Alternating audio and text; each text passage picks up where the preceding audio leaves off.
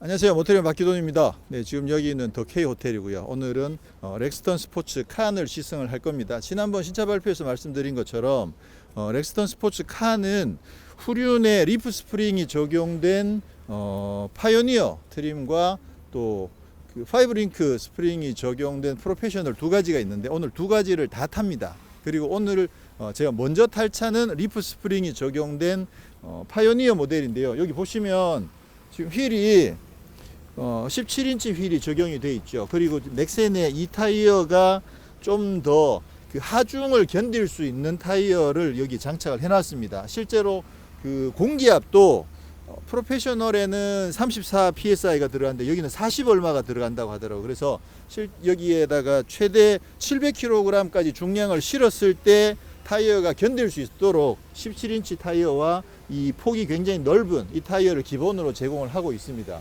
근데 아무래도 이제 리프 스프링이 적용되어 있으면 승차감에서 좀 차이가 많이 나겠죠. 그래서 오늘 시승할 때 지금 여기 보시면 이쪽이 전부 다 이제 리프 스프링이 적용된 차들인데 여기는 이렇게 좀 무거운 하중이 나가는 짐들을 일부 좀 실어 놨어요. 그래서 이 차들은 뒷좌석에서도 승차감이 좀 괜찮지 않을까 생각되는데 지금 제가 시승할 차에는 그게 안 실려 있어요. 그걸 감안하고 우선 뒷좌석부터 한번 체험을 해보도록 하겠습니다.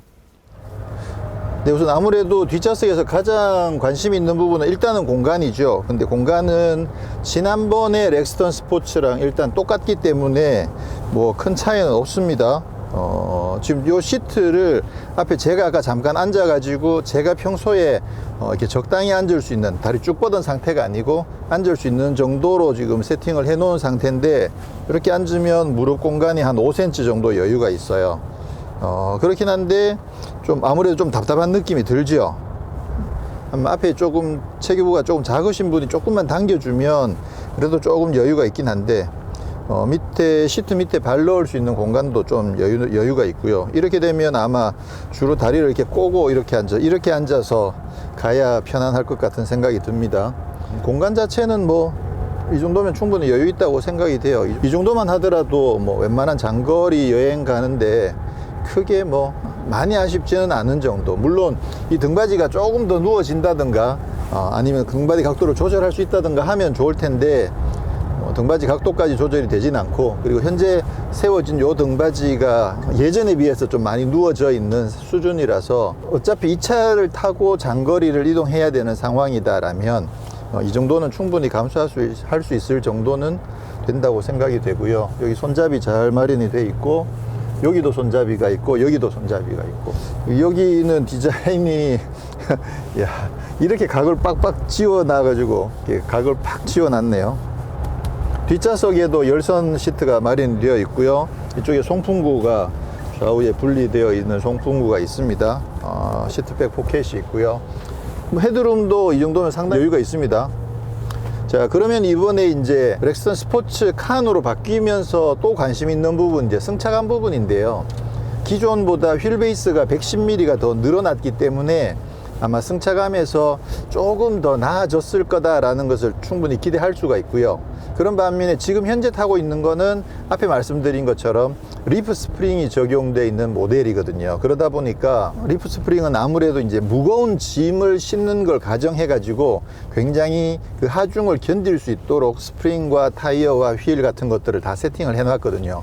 그러다 보니까 승차감에서는 아무래도 조금 불리할 수밖에 없는 구조를 가지고 있죠. 그런 부분들을 감안해 가지고 시승차 중에 일부에는 뒤에 그 짐칸에다가 중량 있는 화물을 좀 일부 올려놓은 그런 시승차도 있었는데 지금 저희는 짐칸에 아무것도 실려 있지 않아요. 그러니까 요게 딱 노말 상태인데 우려했던 것보다 나쁘진 않습니다. 뒷좌석 승차감이 근데 기본적으로 이 스트로크가 굉장히 극단적으로 짧을 수밖에 없죠.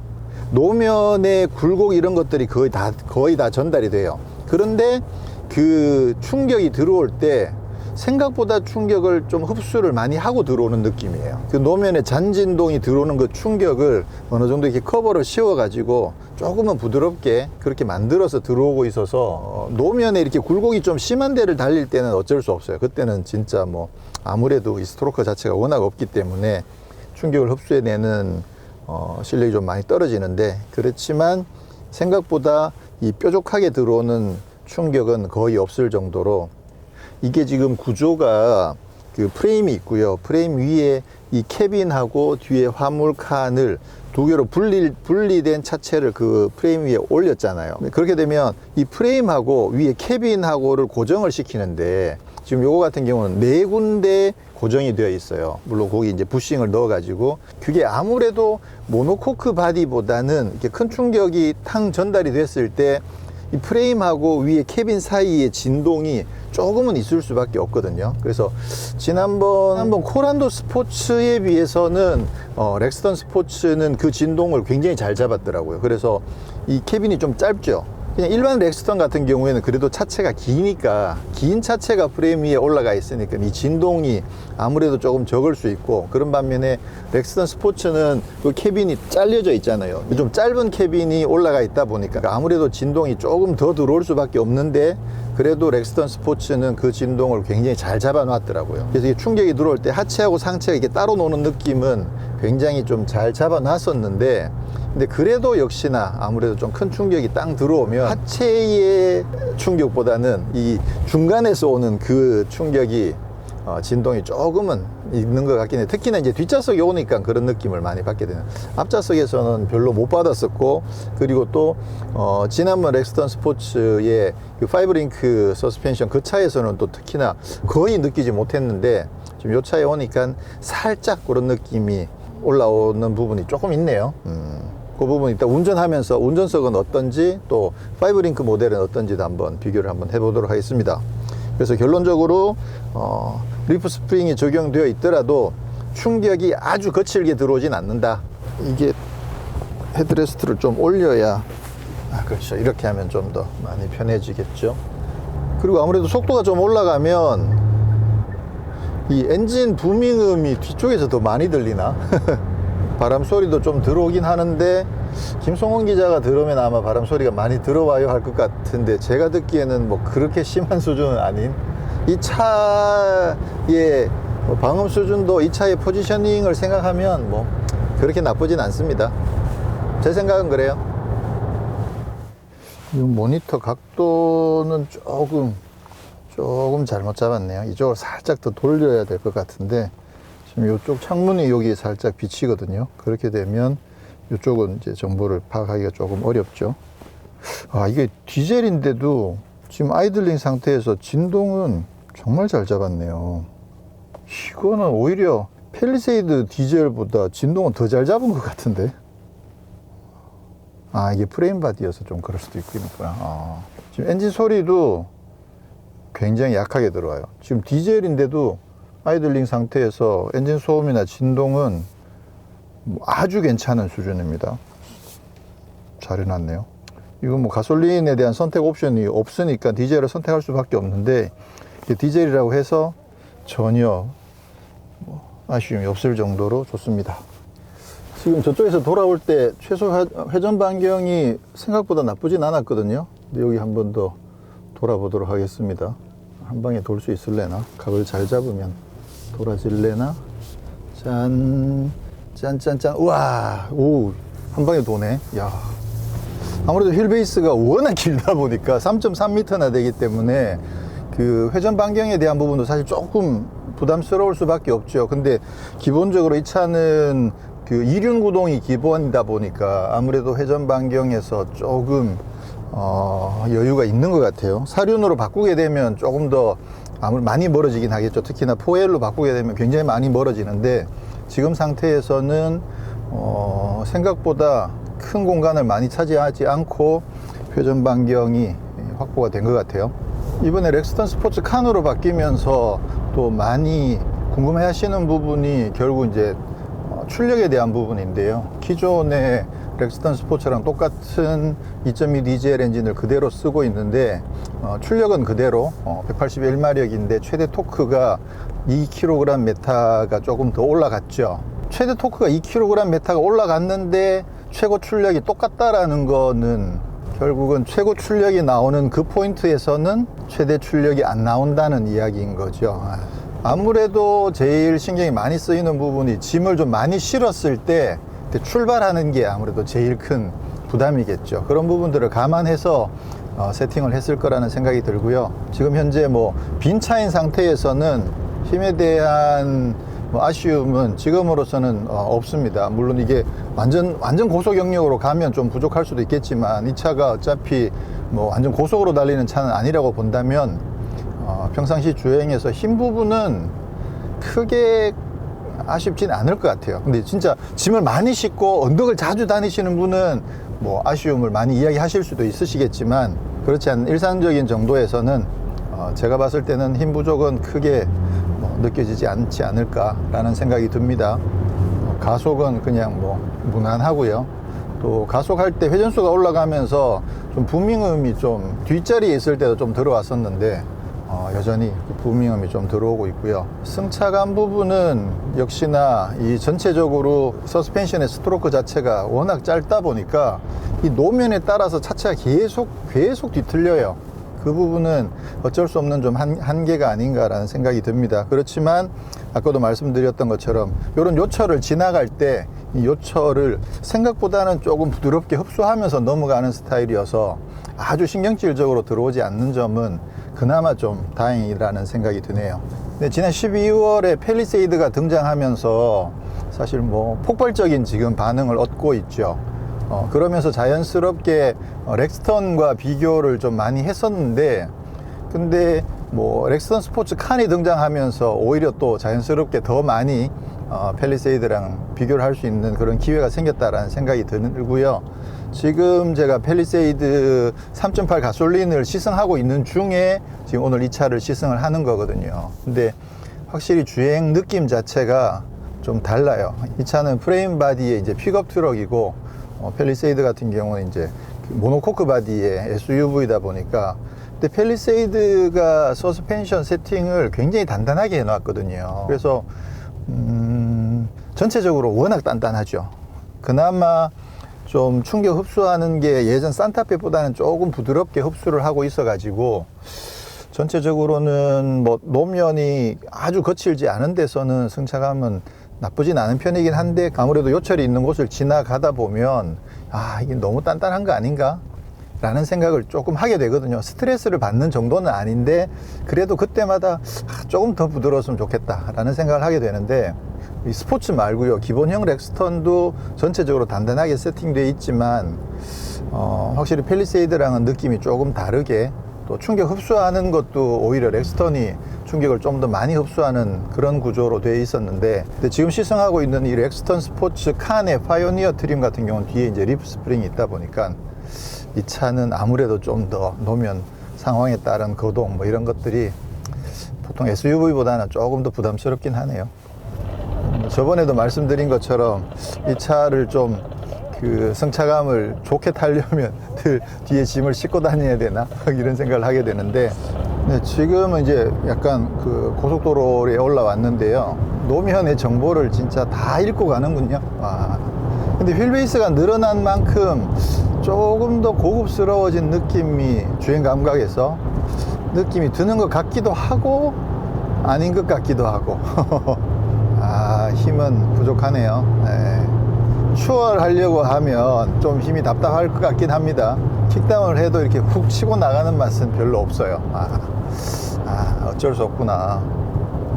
자, 렉스턴 스포츠 칸의 파이오니어 트림은 아무래도 평소에 좀 더 많은 무거운 짐을 운반하시는 일이 있는 분들이 선택을 하실 거라고 생각되고 그런 만큼 아무래도 조금은 화물차라는 느낌이 조금은 더 많이 전달이 되는 그런 주행 감각을 가지고 있습니다. 잠시 뒤에 이제 오프로드 체험을 조금 하고 돌아올 때는 렉스턴 칸의 프로페셔널 트림 그 5링크 서스펜션이 장착된 모델을 시승하게 될 텐데요. 그 차는 어떤 느낌일지 좀 궁금해집니다. 자, 이제 오프로드 코스에 들어가 보도록 하겠습니다. 아까 제가 올 때는 리프 스프링이 장착된 모델을 시승을 했는데 지금은 5링크가 적용된 모델로 오프로드를 타려고 선택을 했습니다. 먼저 인스트럭터 분이 한번 데모를 해 주셨는데 코스 설계가 상당히 좀 난이도가 높은 편이에요. 그래서 보니까 리프 스프링이 장착된 차로 들어가게 되면 막 여기저기 닿을 정도로 좀 험하게 세팅을 해 놓은 것 같아요. 네. 자, 일단 등판을 하고, 네. 자, 약간 하고, 그 다음에 HDC를 누르고요. 자, 내려가도록 하겠습니다. 지금은 이제 브레이크에서 발을 뗐고요. 네. HDC는 참 잘 만든 기능이에요, 정말. 이게 속도가 올라가면 아마 HDC가 자동으로 꺼질 것 같은데. 올라가야. 네. 지금 그냥 아예 버튼을 눌러서 꺼버리는 게 편하겠군요.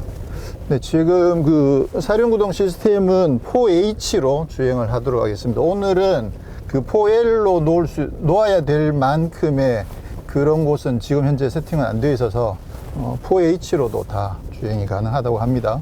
지금 이렇게 자갈길을 주행을 하고 있는데 이렇게 뒤에 타고 있는 기자의 말에 따르면 아까 리프 스프링이 장착된 모델이랑 확실하게 승차감 차이가 난다고 합니다. 운전석에서도 지금 이게 굉장히 거친 자갈길인데 아까보다 확실히 좀 더 부드럽게. 스텝은 한번 방향 네. 확인해 주시고요.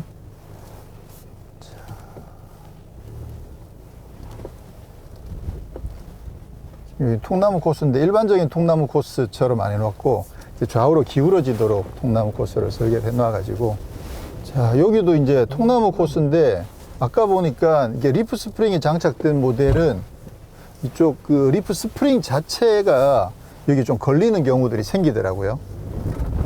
자, 살짝 가속을 하실 네. 때는 핸들 일자로 놓고 가속하시는 게 네. 스트레스는 잘 있어요.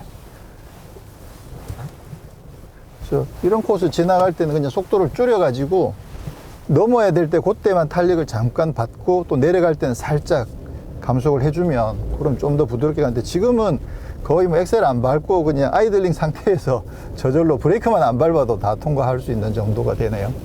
자, 이번에는 이제 사면 코스고요. 최대한 붙여볼까요? 일자로 좀 왼쪽으로. 네.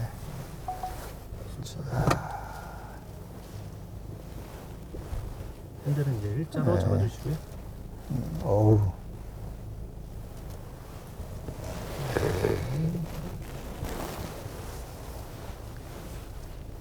이런 사면로 같은 경우도 많이 해보셨잖아요. 네. 이렇게 또 길 같은 경우에는 여기서 핸들을 반대로 하면은 반대로 가다가는 차가 뒤집어질 확률이 굉장히 네. 높아요. 네. 항상 일자거나 아니면 경사진 방향으로 핸들 잡아주시면 돼요. 네. 특히는 이제 또 프레임 바디다 보니까 안정감이 확실히 더 좋긴 한 것 같아요. 자, 여기 지금 언더 범피인데요. 지금 앞에 상당히 깊게 파져 있는 그런 웅덩이들이 있는데 거기를 지금 지나간다는 거죠, 이게. 펠리세이드 가지고 여기 지나갈 수 있을까? 펠리세이드도 휠 트래블이 충분하면 뭐 지나갈 수는 있을 텐데 일단 아무래도 시도를 안 하겠죠. 이게 차가 휠 베이스가 워낙 길고 또 차체가 워낙 길다 보니까 이 그 탈출각에서 걸리는 경우들이 생기더라고요. 지금 이게 충분히 나름 계산을 해서 장애물 코스를 설계를 했을 텐데도 속도를 조금 내버린다든가 하면 지금 뭐 엄청 기울어져 있죠. 이게 막 시수를 오른쪽 왼쪽 시수를 타는데 어이구 야 오 잘했어 어휴 그래도 또 긁히네요. 살짝씩 이게 내려갈 때 힘을 확 받아버리면 툭 튀어나가 버리면 뒤에 바디에 걸리는 경우들이 생기기 때문에 내려갈 때 특별히 감속을 많이 해가지고 그렇게 해야만 될 것 같아요. 핸들을 일자로 살짝 잡으셨다가 다시 오른쪽으로 좋습니다.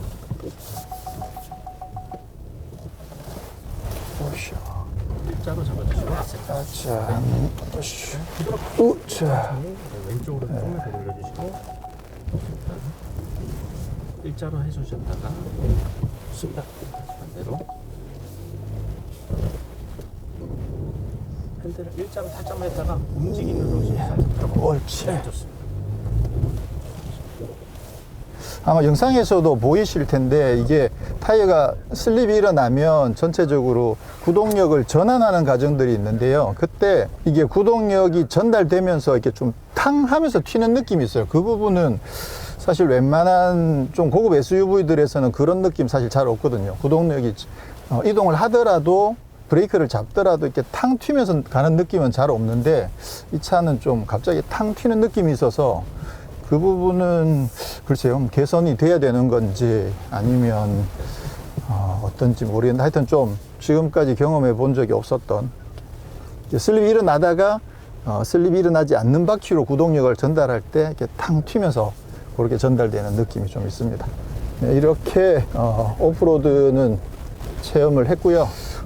리프 스프링이 장착된 차가 오프로드를 더 잘 간다? 아닙니다. 아니고 제가 봤을 때는 5링크가 장착된 모델이 오프로드를 훨씬 더 잘 간다는 생각이 들고요. 승차감 면에서도 좀 차이가 많이 나고, 그리고 이게 파트타임 사륜 구동이긴 하지만 4H에서 구동력 전환을 뭐 나름 잘 하고 있어서, 지난번에 어떤 분이 구동력 전환이 좀 늦다라고 지적을 해 주신 분이 계셨는데, 그 부분은 저도 좀 고민을 한번 해보겠습니다. 그럴 수도 있을 것 같아요. 한쪽 이렇게 슬립이 일어나고 그 다음으로 구동력 전환할 때 좀 그 반응이 조금 느린 감이 좀 있긴 한 것 같아요. 지금 이제 오프로드 시승을 끝내고 돌아가는 길인데요. 돌아가는 길에서는 5링크가 적용된 프로페셔널 트림을 지금 타고 있습니다. 지금 이번에도 뒷좌석을 먼저 탔는데 거의 비포장길이 자갈들이 많고 엄청 거친 길인데, 확실히 아까 그 리프 스프링 적용된 거랑은 승차감이 확실히 다르네요. 이 정도면 뭐 탈만하네. 결국은 이제 그 리프 스프링이 적용된 모델이냐 아니면 5링크가 적용된 모델이냐를 고민하시는 분들은 답은 명쾌합니다. 700kg의 짐을 실을 일이 있으신 분들은 리프 스프링이 장착된 모델을 선택하셔야 되고, 그렇지 않고 그 정도 짐 싣지 않고 일반적으로 레저용으로 또는 뭐 여행용으로 생각하시는 분들은 무조건 5링크를 선택하시는 게 답이다라고 생각을 합니다. 이건 뭐 성차감 면에서 아무래도 차이가 많이 나니까요. 지금 5링크가 적용된 모델 같은 경우에는 동반자석도, 일렬 동반자석에도 전동 시트가 적용되어 있습니다. 아까는 수동이었거든요. 지금 여기 전동이 적용되어 있고, 비포장길을 나오느라고 뭐 어수선하게 말씀을 드렸는데, 아무래도 이제 그 프레임 바디에 캐빈이 프레임 위에 얹혀 있는 스타일이다 보니까 아무래도 노면에 따라서는 미세한 떨림 같은 거는 모노코크 차량에 비해서는 분명히 있긴 합니다. 팰리세이드는 좀 승용차 감각이 되게 많이 강하고, 또 이 차는 어떻게 보면 트럭이라고 볼 수도 있지만 트럭 치고는 승차감 세팅이 굉장히 부드럽게 잘 돼 있다는 것. 그래서 아마 두 개를 직접 비교해보고 타시면 서로 성향이 다른데 나한테는, 내 취향에는 이게 더 낫다, 뭐 이런 것들을 선택하실 수 있지 않을까, 그런 생각이 됩니다. 가속이 뭐 아주 문제가 있는 수준은 전혀 아니어서 계속 말씀드리기가 좀 민망할 정도로 그냥 무난하게 주행하는 데는 전혀 문제가 없다, 그런 정도로 파워에 대한 부분은 정리를 하면 될 것 같고요. 뒷좌석에 이어서 지금 이제 제가 주행하고 있는 것도 마찬가지로 5링크가 적용된 모델입니다. 확실히 전체적으로 부드러움 자체가 리프 스프링이 적용된 거에 비해서는 전체적으로 더 부드러운 건 사실이고요. 주행하는 데 있어서 느낌 자체가 훨씬 더 조금 안락한 느낌이 들긴 합니다. 근데 렉스턴을 탈 때마다 이제 늘 말씀드리는 게, 결국은 프레임 바디 위에 캐빈이 올라가 있다 보니까 거기에서 오는 어떤 충격이 딱 들어왔을 때 서스펜션에서 완전히 다 흡수를 못하고, 또 캐빈에 약간의 그 잔진동이 살짝 미세하게 남아있는 부분들이 또 조금 있다 보니까, 그래서 모노코크 바디 차를 탈 때랑은 분명히 뭔가 좀 다른 느낌의 진동이 조금 남아있거든요. 그 부분이 신경질적으로 들어오진 않지만 그래도 조금 진동이 이렇게 미세하게 남아있게 되면 조금은 부담이 될 수도 있죠. 그래서 뭐 프레임 바디 SUV를 탈 때는 나름 그 부분은 조금은 감수를 해야 되는 부분이 아닌가 이렇게 생각을 합니다. 그래서 한번 결국은 직접 경험을 하셔가지고 이 주행 느낌이 과연 나한테 잘 맞는지 한번 체크를 해 보시는 게 좋겠죠. 확실히 5링크라 하더라도 이 차에도 역시 뒤에 좀 묵직한 짐이 실려 있으면 그러면 승차감은 확실히 조금 더 좋을 것 같긴 하네요.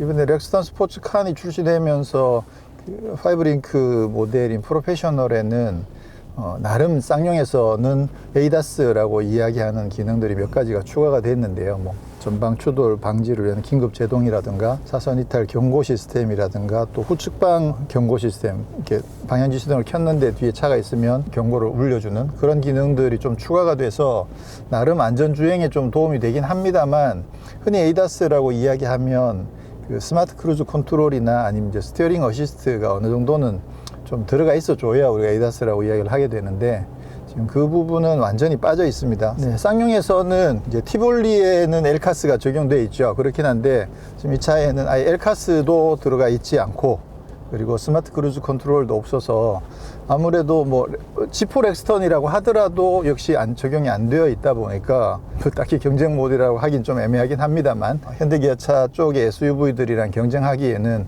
그 부분에서 또 아무래도 좀 많이 상품성이 떨어지는 부분들이 있죠.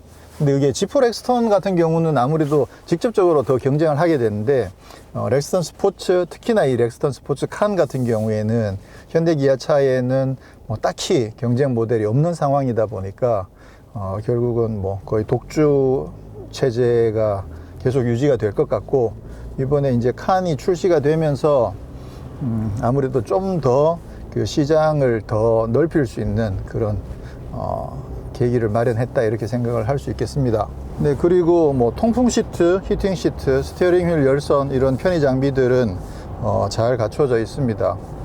오늘 시승하면서 그 아무래도 좀 급가속도 하고 또 그러긴 했습니다만, 또 다른 고속도로 주행도 또 좀 많이 있었고, 오전에는 또 다른 기자들 2명이 탔었고, 또 오후에는 저랑 또 다른 기자랑 2명이서 번갈아서 탔는데, 지금 현재 이 차에 찍혀 있는 평균 연비는 지금 10.4km 정도가 찍혀 있네요. 네, 오늘은 이렇게 해서 렉스턴 스포츠의 롱바디 모델인 렉스턴 스포츠 칸을 시승을 했습니다. 휠 베이스가 11cm가 더 길어졌고, 그리고 전체 차체 길이가 31cm가 더 길어져서 휠 베이스도 사실 엄청나게 길고 또 차체도 엄청나게 긴 그런 모델로 바뀌었는데요. 그런 만큼 뭐 여러 가지 장단점들이 있을 거라고 생각을 하게 되는데, 일단 파워 면에서는 그 기존 파워트레인에서 토크만 조금 수치를 올렸는데 뭐 역시나 무난하게 주행하는 데는 크게 무리가 없을 것 같고요. 지금 리프 스프링이 적용된 모델이 만약에 뒤에 아주 무거운 짐을 실었을 경우에 그때는 과연 이게 충분한 힘을 발휘할 수 있을지, 그거까지는 저희도 지금 판단하기가 어려운 상황이고요. 근데 일상적인 주행에서는 뭐 크게 무리가 없는 정도의 힘은 가지고 있습니다. 그리고 승차감 부분이 기본적으로 휠 베이스가 11cm가 더 늘어난 만큼 기본적으로는 조금 더 안락함이 늘어났다라는 생각이 듭니다. 그리고 리프 스프링이 적용된 모델은 아무래도 5링크가 적용된 모델에 비해서는 전체적으로 이 바운싱의 스트로크가 워낙 짧다 보니까 이 노면을 지나갈 때 노면에 따라서 거동이 막 요동치는 거동을 보일 정도로 상당히 좀 노면을 많이 타긴 합니다. 그렇긴 한데 그 노면의 충격을 흡수하는 부분은 나름 이렇게 잘 걸러서 흡수할 수 있게끔 설정을 해 놔 가지고 좀 노면이 매끄러운 도로를 달릴 때는 그래도 상당히 안락함을 느낄 수가 있는데요. 좀 노면의 요철이 심한 경우에는 아무래도 그 모노코크 바디 모델들이나 아니면 렉스턴 스포츠 칸 중에서도 이 5링크가 적용된 모델에 비해서는 좀 더 요동치는 그런 승차감을 보여줬습니다. 그래서 결국은 렉스턴 스포츠도 그렇고 특히나 렉스턴 스포츠 칸 같은 경우에는 특별한 목적을 가지고 계신 분들이 선택을 하게 될 거다라는 생각을 하게 되고요. 아무래도 이게 화물차로 분류가 되다 보니까 뭐 연간 세금도 굉장히 싸게 낼 수 있고, 사업자의 경우에는 부가세도 환급받을 수 있고, 그런 어떤 장점들이 있어서 사업자이시면서 그 SUV나 아니면 이런 그 SUT 같은 모델을 하나 더 갖고 싶어 하셨던 분들에게는 사실은 뭐 굉장히 괜찮은 선택이 될 수 있는 거죠. 그래서 뭐 일반 SUV를 선택하기보다는 이제 렉스턴 스포츠나 렉스턴 스포츠 칸을 선택하게 되면 아무래도 이제 보유하는 데 대한 부담이 훨씬 적을 수 있으니까, 그런 점에서 많은 분들이 관심을 가지실 거라고 생각을 하고요. 그리고 5링크 모델을 선택할 것인가, 또 리프 스프링이 적용된 모델을 선택할 것인가는 그 부분은 뭐 명확한 것 같아요. 700kg에 가까운 무거운 중량의 화물들을 자주 실을 일이 있으신 분들은 당연히 리프 스프링이 적용된 모델을 선택하셔야 될 것 같고요. 그렇지 않고 레저 용도로 선택하기를 원하시는 분들은 뭐 가능하다면 파워링크가 적용된 모델을 선택하시는 게 낫겠죠. 물론 이제 가격 차이가 조금 나긴 합니다만, 그래도 성차감에서 그 가격 차이 이상의 어떤 차이가 나기 때문에 그 부분은 뭐 명확할 것 같다는 생각이 듭니다. 네, 그러면 저는 다음에 또 다른 모델로 찾아뵙도록 하겠습니다. 고맙습니다.